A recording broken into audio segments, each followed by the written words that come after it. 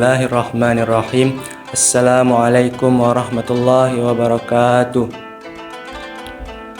Alhamdulillahi rabbil alamin. Innal hamdalillah nahmaduhu wa nasta'inuhu wa nastaghfiruh wa na'udzu billahi min syururi anfusina wa min sayyiati a'malina. May yahdihillahu fala mudhillalah wa man yudlil fala hadiyalah.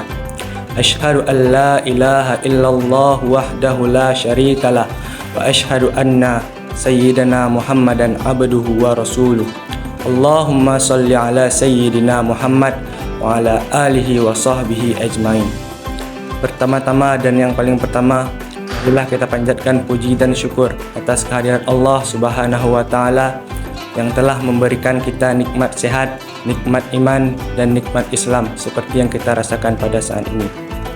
Tak lupa pula salawat beriringkan salam kita sanjung sajikan kepada pangkuan Nabi besar Muhammad sallallahu alaihi wasallam, kepada para keluarganya, sahabatnya dan seluruh umatnya hingga hari kiamat. Hadirin yang dirahmati Allah, izinkan saya menyampaikan sedikit kultum singkat yang berjudul Puasa dan Kontrol Diri di Masa Remaja. Masa remaja adalah masa yang penuh semangat tetapi juga penuh godaan. Emosi mudah meningkat dan pergaulan yang sangat kuat. Allah Subhanahu wa taala berfirman dalam Al-Qur'an surah Al-Baqarah ayat 183. A'udzu billahi minasyaitonir rajim. Bismillahirrahmanirrahim.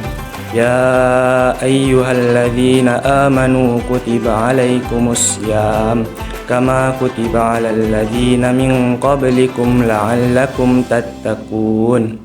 Wahai orang-orang yang beriman, diwajibkan atas kamu berpuasa sebagaimana diwajibkan kepada orang-orang sebelum kamu agar kamu bertakwa.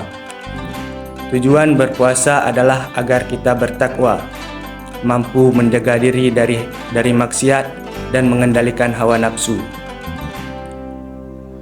Rasulullah sallallahu alaihi wasallam bersabda, "Wahai para pemuda, barang siapa yang belum mampu menikah, maka hendaklah ia berpuasa, karena puasa itu sebagai perisai baginya."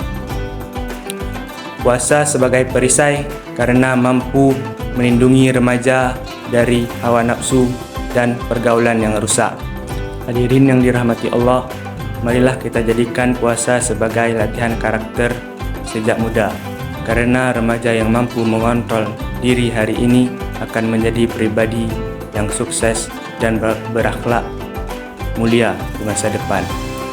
Semoga Allah Subhanahu wa taala membimbing kita menjadi generasi muda yang kuat iman dan akhlaknya. Sekian kultum singkat dari saya. Assalamualaikum warahmatullahi wabarakatuh.